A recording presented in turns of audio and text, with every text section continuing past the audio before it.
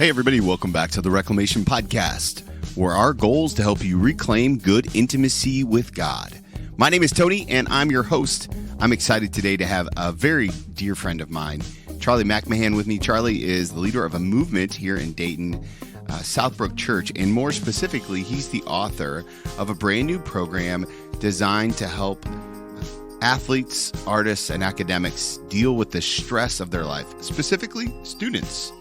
And what I'm talking about is Players Box, helping students perform under pressure.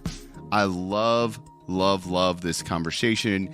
We talk about his vision for the church, about how he connects it all together, about how to take our scars and turn them to stars.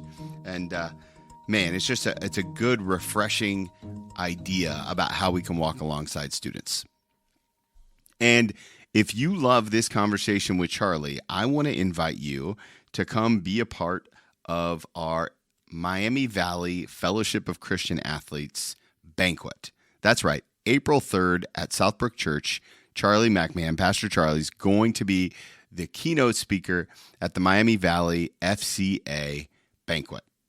To learn more about the banquet, to get connected to the Fellowship of Christian Athletes ministry, I want to invite you to check out their website, miamivalleyfca.org.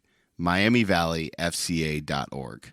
Now, without any further ado, here's my conversation with pastor, Players Box author, and movement leader, Charlie McMahan. Hey, everybody. Welcome back to the podcast. I'm excited today to be here with the lead visionary and catalyst of Southbrook Church, Charlie McMahan. Charlie, thank you so much for being here today. Oh, you're welcome, Tony. I really have so much respect for you. Oh, thank you. And what you've done and what you're doing, and it's a pleasure to be with you today.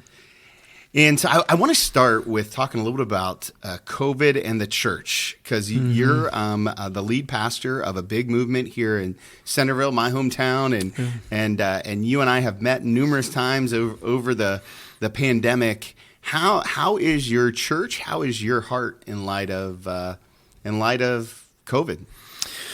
Well, 38% of pastors coming out of this say they're done. Yeah, and I think that's very defining.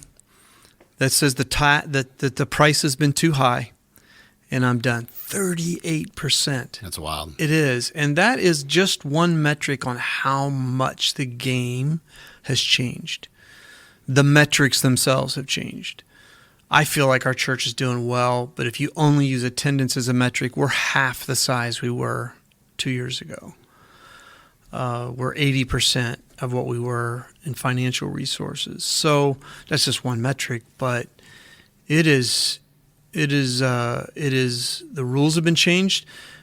Not so much now, but for a year and a half there, 2 days was a long-term plan. Yeah. You made this decision, and oops, the governor had a press conference, and now that's changed. And wow, you've had to change so much. We decided to reboot the church, so we really made some big changes while we could do it, because it needed to happen. In a changing culture, it needed to happen, and it takes a toll. It does, I think I told you earlier. My soul is tired. Yeah. I feel a weariness of soul. So, so I'm okay, but I would rather be doing this at 60 with my experience than at 30 with the energy I had then. The experience is really paying off on what not to panic over. And so you've got a lot of young staff. I mean, Southbrook is really known for its young, innovative staff. How has it been mentoring and shepherding and discipling this young, innovative, super high-performing team through the great slowdown, the great resignation, the great freak out? I don't even know what to call it. Just go on, keep going. Well, it's just, so we have two dates that were catalysts. 9/11, our church doubled in one weekend after 9/11. We went from 1,000 to 2,000 literally in 1 week and never looked back. 3/11 was the complete reversal of that. So exactly. So it was the un-9/11 in the sense that it was totally a dispersion of gathering in every way, bars, restaurants, churches, everything that had to do with gathering.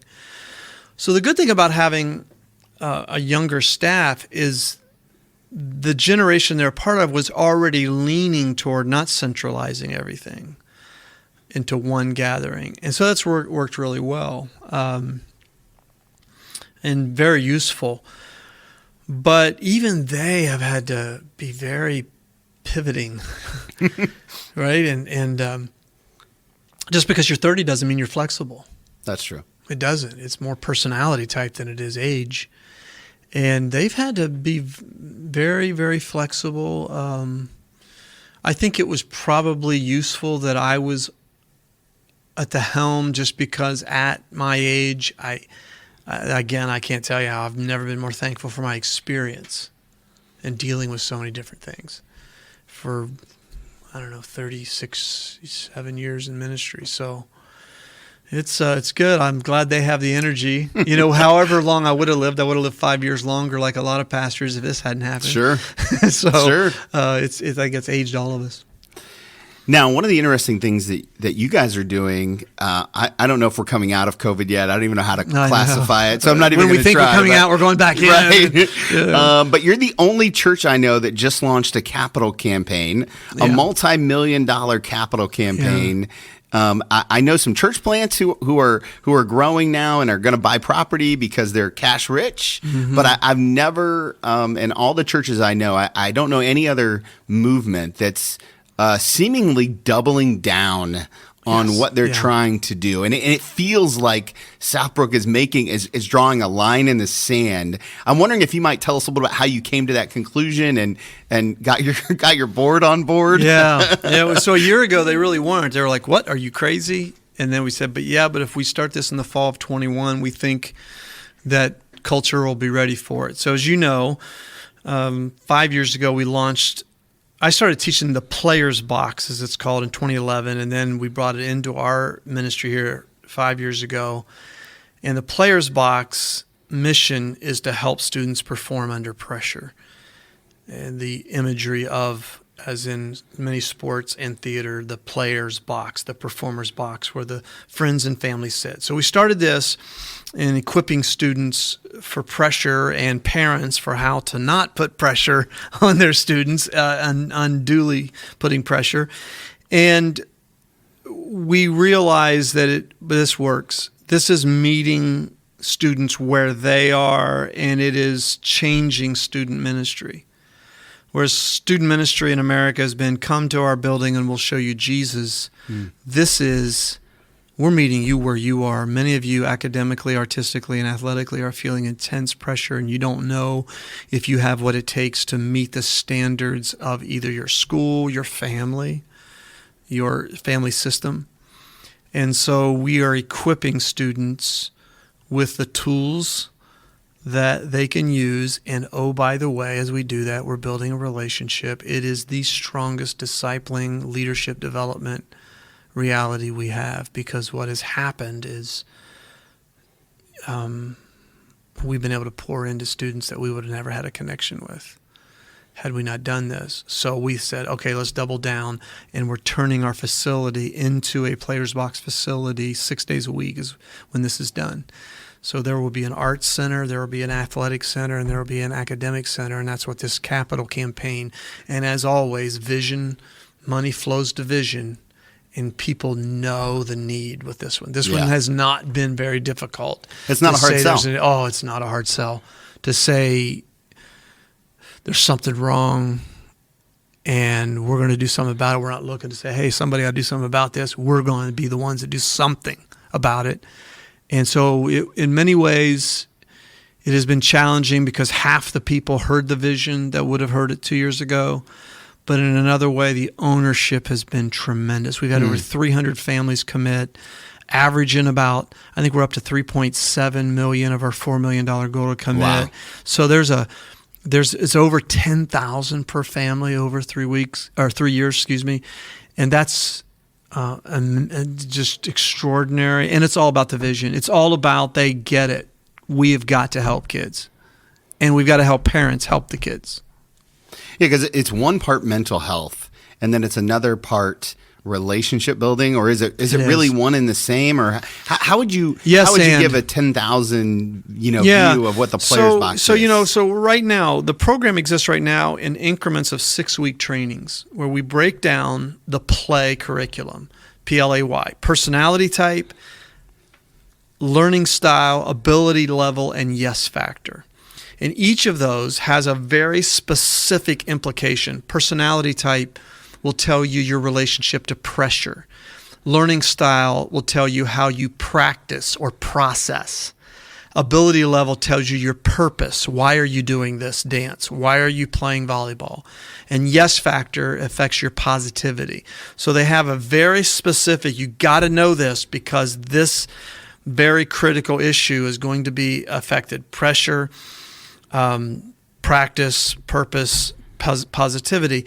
And so there is this element of it that's seminar, we do 6 weeks training, but the real power of it is when I teach for about 10 minutes at each one, and then it's the tables.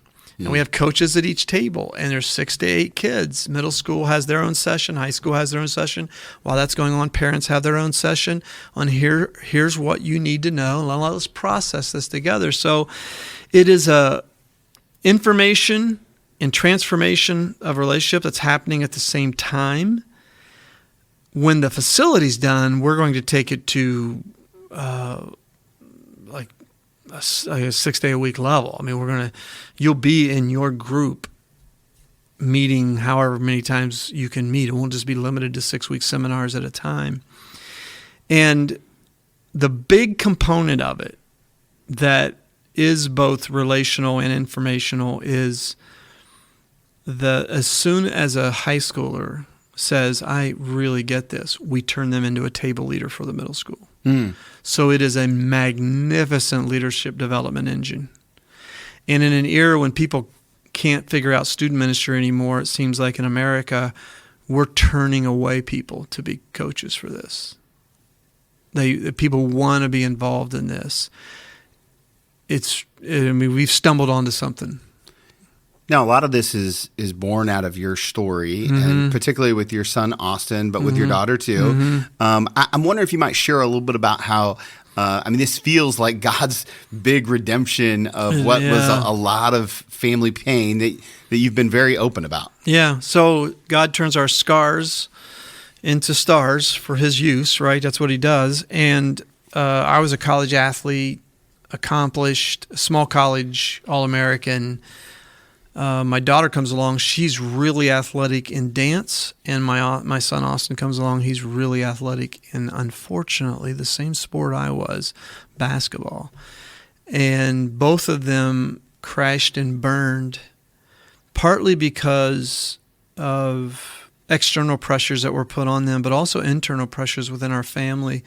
My wife and I both run pretty hot when it comes to, I'm a 3. She is a 9 with a strong 3 using the Enneagram. Yeah. So she has an 8 wing to her. And so anyhow, both of us are pretty intentional people and didn't realize how much pressure we put on our kids. Not because we ever said, hey, you got to be great. It wasn't that. It was that they saw us. And it nearly killed both of our kids, literally nearly killed them.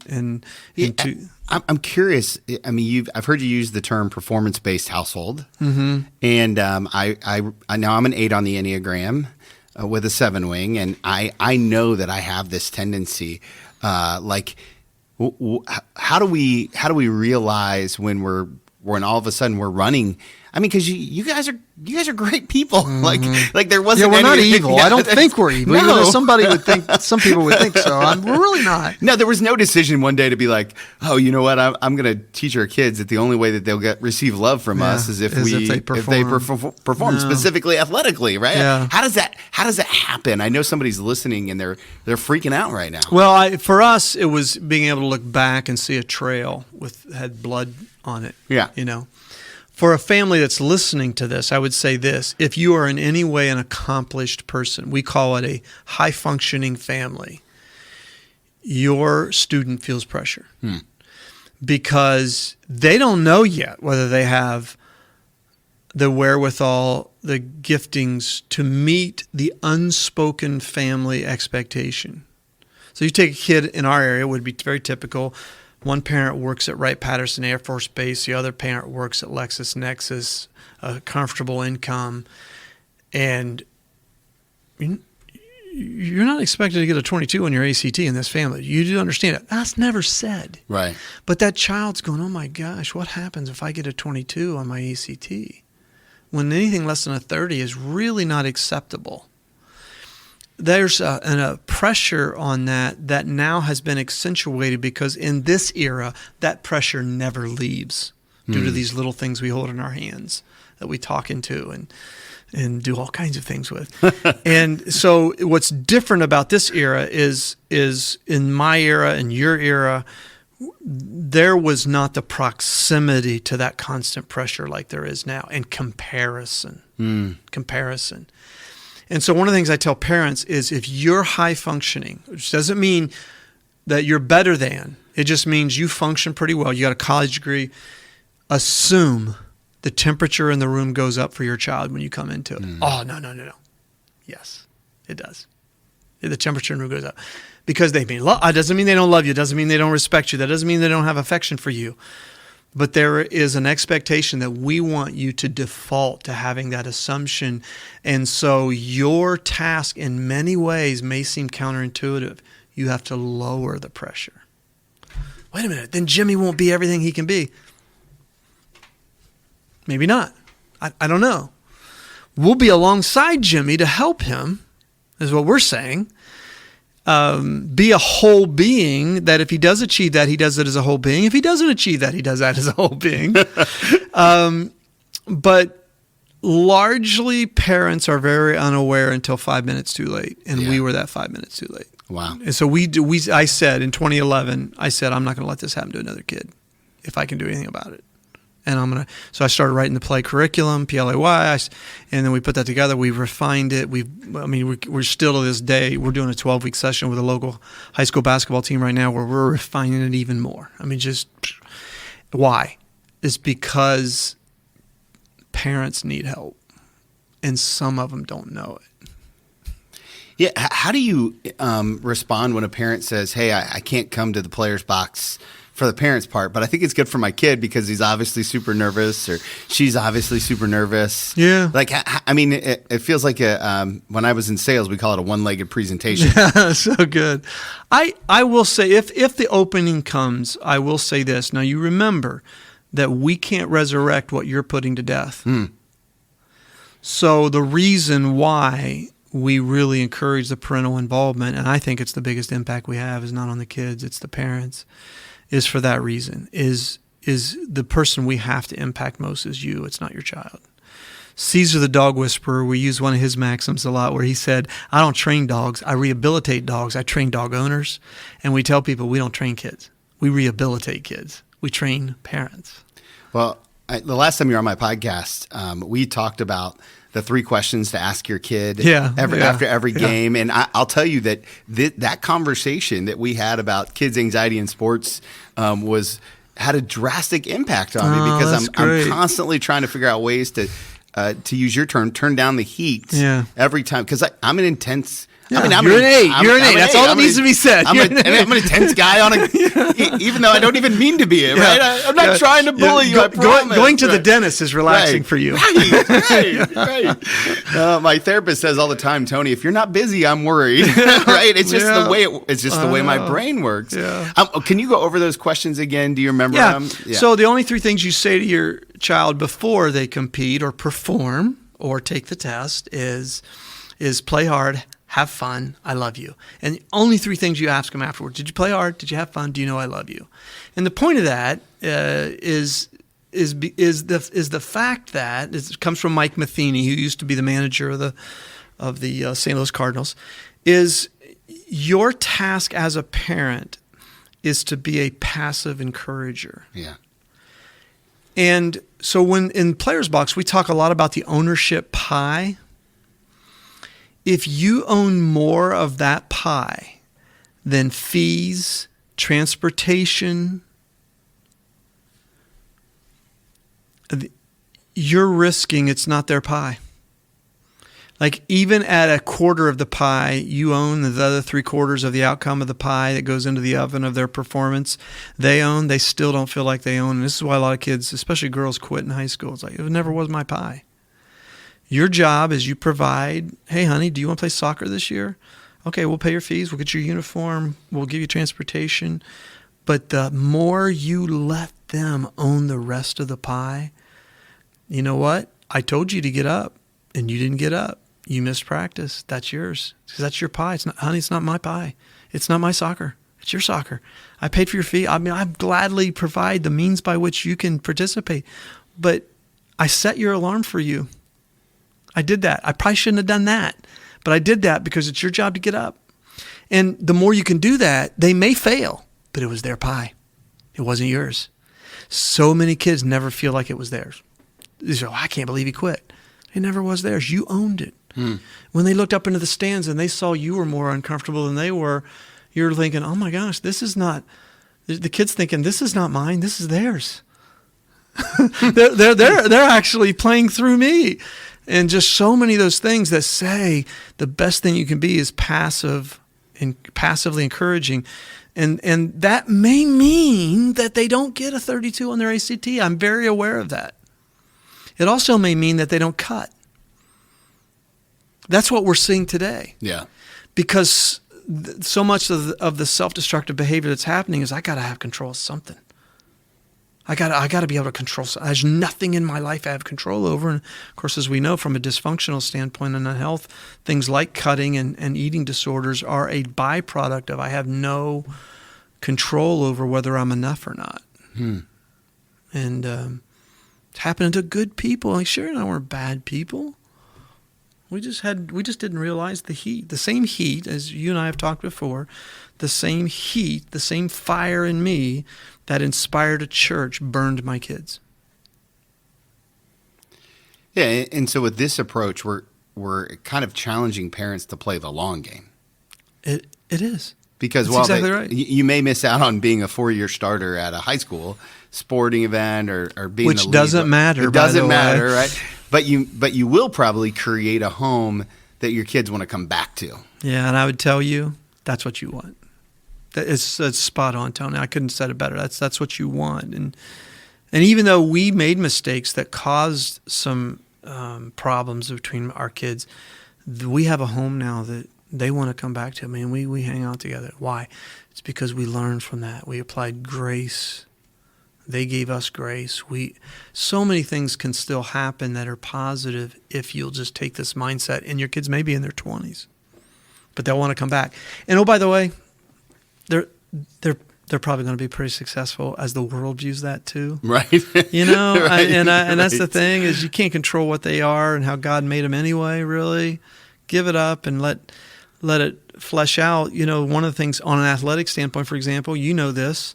You're around athletics all the time. If they're good enough, they're good enough. That's right. If they're not good enough, I don't care how many AAU teams you have them playing on, they're not going to be good enough. It's just the way it is. That's right. And in an era when everybody thinks that their kid can be the next Tiger Woods if they're the next Earl, we need that reality. Yeah. And so I'm just such a big proponent of the long view.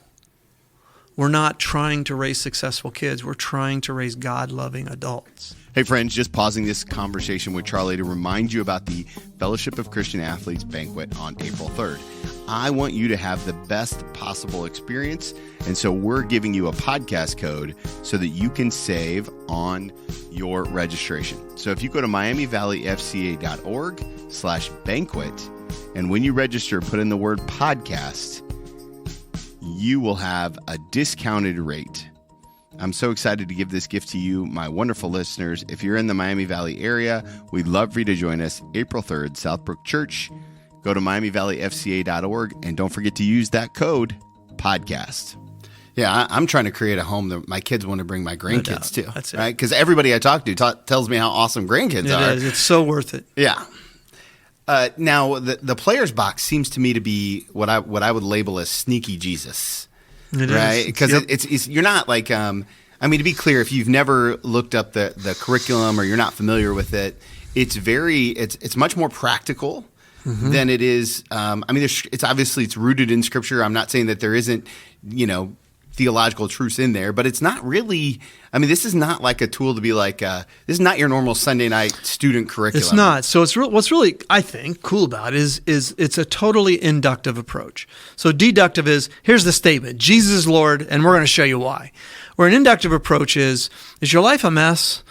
In this case, are you feeling pressure that you can't handle? We're going to show you some tools. We're going to give you the bread and the fish of feeding your mind these tools. And oh, by the way, who is that guy that's behind all this? His name is Jesus. And so I am a huge proponent in this era, especially of inductive ministry, inductive teaching, and it is the ultimate. For example, one of our hallmark truths is there is no fear in love. Perfect love drives out fear. We literally now know this on a neurological level. Fear and love cannot exist in the human brain at the same time. When you're feeling love, it is physically, neurologically impossible for you to feel fear. So the way to overcome fear and anxiety is not to don't be fearful, don't be fearful. It's bring in love. I love this moment. We teach it. That's 1 John 4:18. We don't put that scripture reference in there. And here's why. I have pastored more Hindu and Buddhist kids and Muslim kids in the last 10 years, because I've predominantly done this at a tennis center, than I ever would have had I had, 1 John 4:18 in the curriculum. I was able to go at Fairmont High School a few weeks ago, their volleyball team, and the coaches who themselves are not opposed, but they're like, we will get in such trouble if you start speaking Jesus to them. I said, don't worry. I'm gonna give them a lesson from Scripture, and they don't even know it. And so I that day I taught. They were facing a tournament game the next day. I taught the I love this moment principle, to embrace the moment.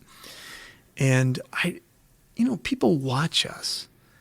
2 of them said they told their coach they were going to start attending our church. I didn't get up there and say, hey, if you want more information, come to Southbrook services on Sunday. I think the presentation was done in such a way that they said, I want more of this. And guilty is charged with Players Box being somewhere between pre-evangelism and evangelism. But it's the belief that when I walk into a room, when you walk into a room, Jesus is walking into that room, and we can trust that the Holy Spirit will draw. Now, when we have things that we do called open mind gyms that are between Players Box sessions, and we go much more deeply into the relationship rooted in Christ in that, because that's the 201, 301 level. And you're going to create space in this building that you can basically that's exactly right to do that, right? That's what we're going to do. So in this building, so we're going to have there's 2 parts to this ministry. There's the part that we'll take our team out to Fairmont High School, and we'll come at 3:30 on Wednesday afternoon for 12 weeks, and we'll lead your team. That's different than you. Coach Tony is leading a group of 6 basketball players, and they have 3 components to their gatherings every week. They do a Players Box mental skill training. They do their ball handling drills, and they pray together. That's what you do. That's your group. This week, all platforms, arts, academics, athletics, are learning big U, little u principle. But you guys are doing ball handling. The volleyball crew is doing different skill development. Both of you will be learning the same thing. Both of you will be praying with those kids. And our intention, is it starts next fall, is that you start with that group when they're in 4th grade.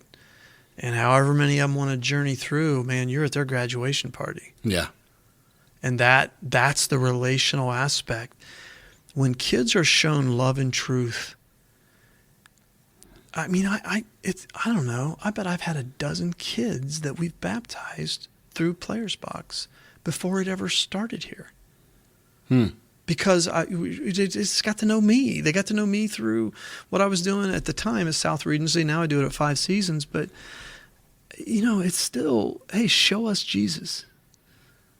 And maybe it's more so that. And so you give them bread and fish. Jesus had no illusion that giving people bread and fish was going to save their soul. But it was a means for them to sit on the hill and go, you're meeting my hierarchy of needs here. Take me to another level. And definitely we see that with Players Box. we have gotten from our own people pushback. There's not enough Jesus in this. I'm sure Christians are always going to have a problem. Exactly. Jesus, I have a problem with his sermons because there was too many stories and not enough scripture. And Jesus, that idea that something's biblical, if it has more verses and more. Well, this is a different era, man. We're sitting in Athens now. We're not in Jerusalem. We're in Athens. Oh, okay, unpack that, because I know what you mean, but I think there's probably a lot of people listening who don't know that reference, and I think it's really important because you're kind of turning your church into a rec center. We are. That's it. And we even if there was any pushback, it was, aren't there enough YMCAs in the area? Why do we need this? Here's why. Well, we can't do at the Y what we can do here, and that is when Paul in Acts 17 went into Athens. He looked at their hundreds of idols, and they even had an idol to an unknown god, and that was in case they missed one. And he looked at it, he goes, let me talk to you about that unknown god. I'm going to tell you about him. And he spoke from the poets that they had. He spoke from their culture, and through that, inductively led them into a dialogue about Jesus of Nazareth. And that's what we're doing here. We're saying, don't come to our building and we'll tell you about Jesus. We're saying we're coming to you in the context of your pressure. And let's talk to you about, in this culture, I didn't mean it this way, but in this culture, performance is an idol, and success and all that. Let's talk on that basis, and let's just see what's available in truth. And in that building of that relationship, you will find Jesus because he will come up in our conversation at some point. We will have a relationship where we can't help but speak to you of his truth and his reality. And eventually, Players Box leads to Philippians 4:13. That's eventually what it leads, because every truth that we speak, I love this moment, big you, little you, they're all truths about the power of the same power that raised Jesus from the dead now lives in you also. I can do all things through Christ who gives me strength. I mean, at the end of the day, Players Box is really just about creating grit, the grit of Jesus. And some mental resiliency that's based in the biblical truth, right? Because it is. You're teaching coping mechanisms. That's exactly what you are. Hupomene, the Greek word for overcoming, is really the one word that we're building into kids. I am of the firm belief that as soon as you can, you start training kids on how to manage pain. Because that's why we have an addiction problem in our culture is more than ever, we're protecting kids from pain, not teaching them how to manage it, how to process it in a healthy way. I don't think, even love, you say, well, wait a minute, is that more important than love? Well, is not love, part of that is processing pain. To love is to hurt. And at the end of the day, Players Box is really equipping kids to deal with loss and disappointment and pain, not shield them from it. And so in one regard, what you're doing is you're taking the parents and you're saying, okay, parents, step back and let your kids experience pain, because what we've seen over the last several decades is our inclination, mine included, to lean in and say, no, don't hurt my kid. Don't hurt my kid. I want my kid. And so as a parent, I hear that. And my initial thought was, man, I wonder, what do you tell parents to do with the shame of, like, maybe I've been parenting wrong for the last decade? We talk about that a lot in the parent section because we make them confess, I have fallen short, and confess their shame over that because I'm an expert in it. And so we really, one of the sessions, I think it's like the third session, we really bring that out strongly. By this point, you're feeling guilty because you've screwed up, and just get that out. This is not about focusing on your screw-ups, because to be a parent is to screw up. And we joke about the fact that just trust your kids won't make your mistakes. They'll make complete opposite ones that are their own. Right. Because they won't do what you did. Right. They'll make their own that are the swinging the pendulum to the other direction. And they're still going to be connected to you just like That's yours exactly are connected right. to their That's exactly parents. right. And the next generation will be dealing with things that their generation didn't deal with. And just like our generation dealt with things that our parents' generation didn't deal with. And so we really are very aware of that shame that we feel. I didn't mean to overheat with my kids, but I got sucked into that AAU culture. I did. And I mean, I remember Austin telling me one time, he said, yeah, when I was in fourth grade, all I cared about was where we were going for pizza afterward. And he said, sometimes I'd be in practice and I'm getting strongly encouraged to pick up my effort and thinking to myself, a half an hour ago, I was swinging in our backyard. What am I doing here? What am I doing here? And that's how fourth graders are thinking. You think it's the most important thing ever. They're going, where are we going for ice cream afterward? And you said the word earlier, Tony, back off. Back off of that. It seems counterintuitive, and you'll actually, hold on loosely, but don't let go. You don't let go. It doesn't mean, hey, they're going to have to find their own way. You just provide what you can provide, financial support, transportation, etc., and then let it go from there. We've got to do it because we're destroying a whole generation.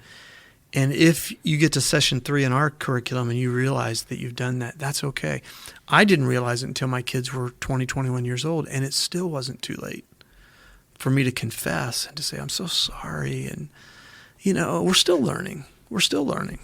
We're still growing as a family. And I'm still confessing my mess-ups, and making amends. Does that become just part of your normal family routine now? I mean, is it almost like, hey, we're all going to just put our swords on? I mean, now you're all adults, obviously. Mm-hmm. You've got grandkids, though, and so you're probably redoing it a little bit differently there. But is it like, it feels like it would have less power the more often you do it?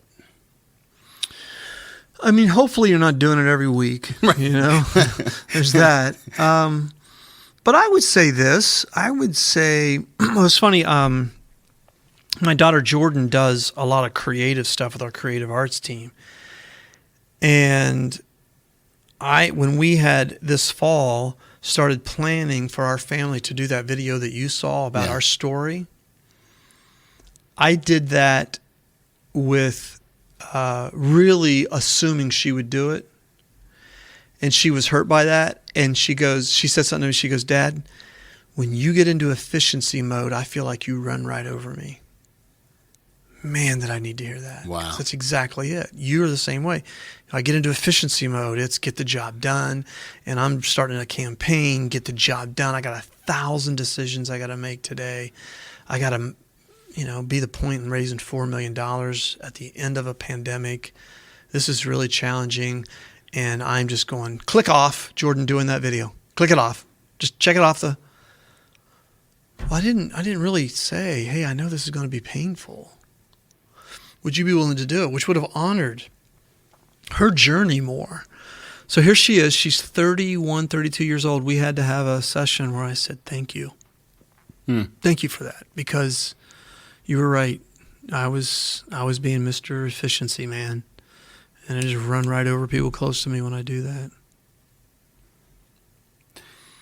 So as you've now taught this to hundreds of students, is there anything that you've learned about God in this process that you didn't know going in? Like maybe you had some thoughts about, but like what's teaching Players Box how to depressurize adolescence taught you about Jesus? Well, I do think I have a theory that essentially you see over and over the Lord saying through Jesus, I've taken care of the big stuff. Now live. Don't major in minors. And by the way, most of life is minors. The major things, seek first my rule, seek first my righteousness, and all these other things will be given to you as well. I mean, and I think that's the big thing I've learned is, in the words of the spiritual documentary Meatballs, with Bill Murray, I reference that a lot. It just doesn't matter. It just doesn't matter. Remember that? Yeah.